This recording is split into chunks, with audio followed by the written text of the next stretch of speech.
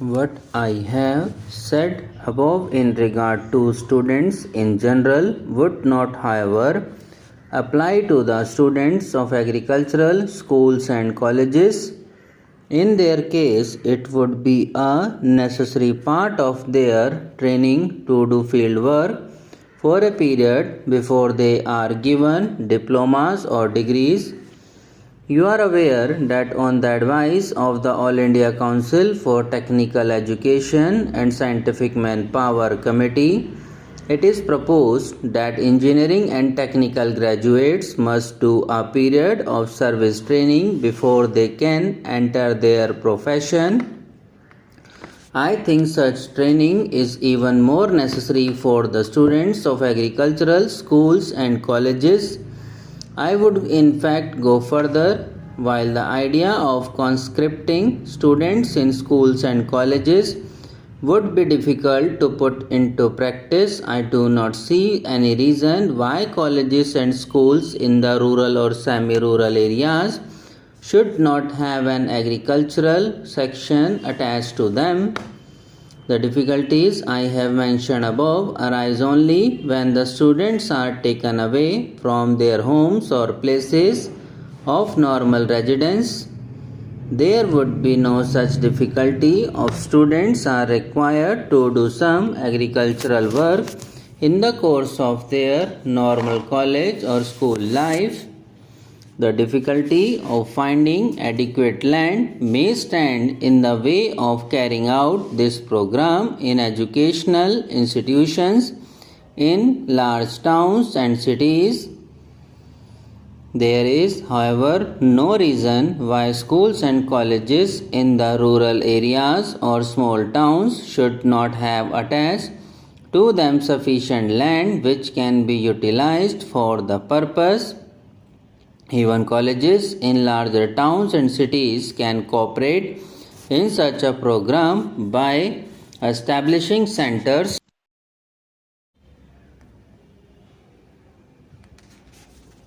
Even colleges in larger towns and cities can cooperate in such a program by establishing centers where during vacations and other holidays students can acquire an experience of simple practical agriculture by working on the farms. Many of you know that the universities in the UK and the USA sometimes adopt villages. I hope that in India also schools and colleges in urban areas will adopt villages. There should be friendly competition among educational institutions as to which have done the best rural work. I hope that conference will devise some method of carrying out this program and also advise the Indian Council for Agricultural Research to set up a section devoted exclusively to the development of agricultural education in schools and colleges. This shall enable youth to overcome the shortage of food in our country in future. One grave drawback to which I would like to draw your attention in our curious failure to realize the dangers inherent in our present food situation. It is strange that in spite of shortage of food and the people's knowledge of the fact, there is no passionate urge among them to increase food production in the country.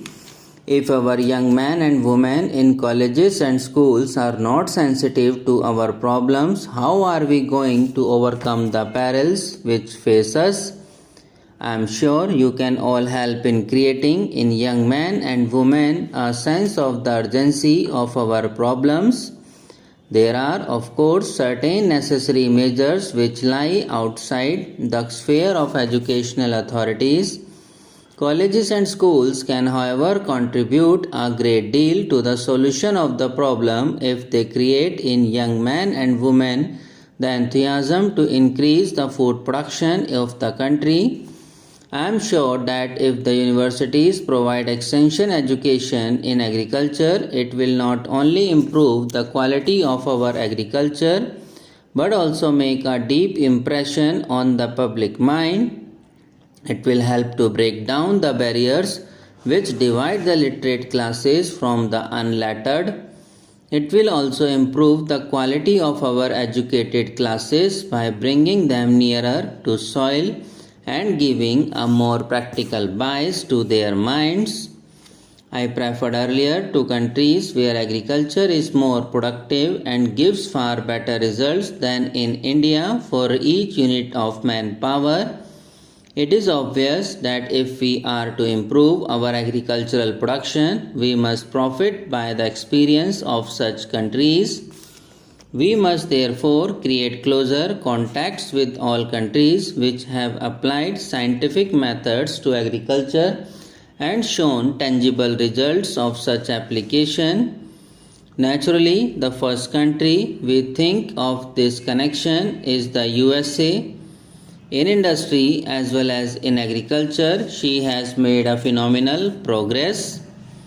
We must try to adopt and adapt her methods in both fields. She has, under the Fulbright Act and other enactments, made a generous provision for receiving from and sending out to India teachers and students from various fields of study. We must take full advantage of her generosity and utilize the services of the American experts in the various fields of agriculture.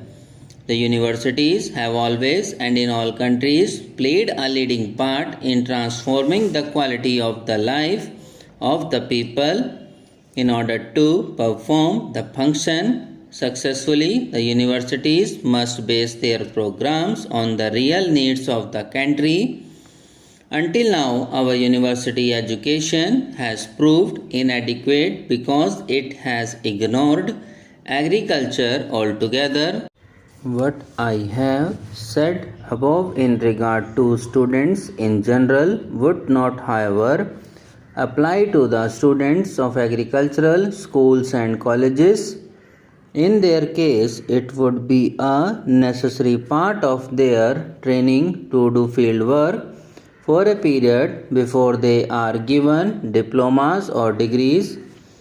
You are aware that on the advice of the All India Council for Technical Education and Scientific Manpower Committee, it is proposed that engineering and technical graduates must do a period of service training before they can enter their profession.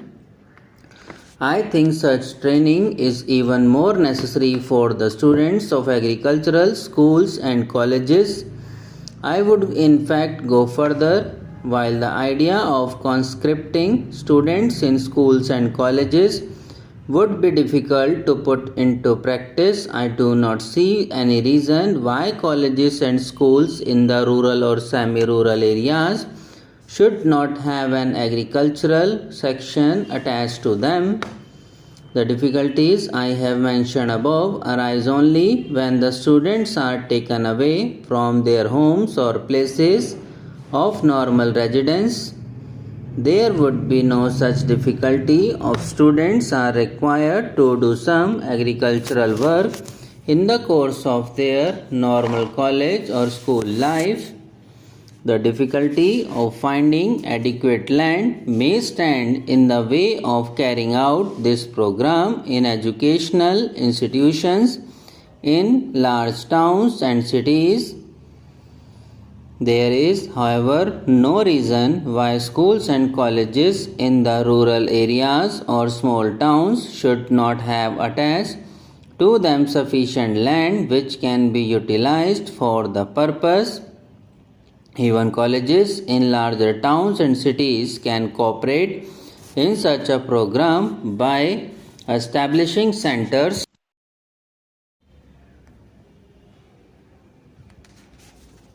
Even colleges in larger towns and cities can cooperate in such a program by establishing centers where during vacations and other holidays students can acquire an experience of simple practical agriculture by working on the farms.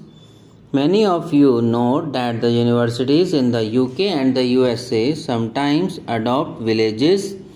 I hope that in India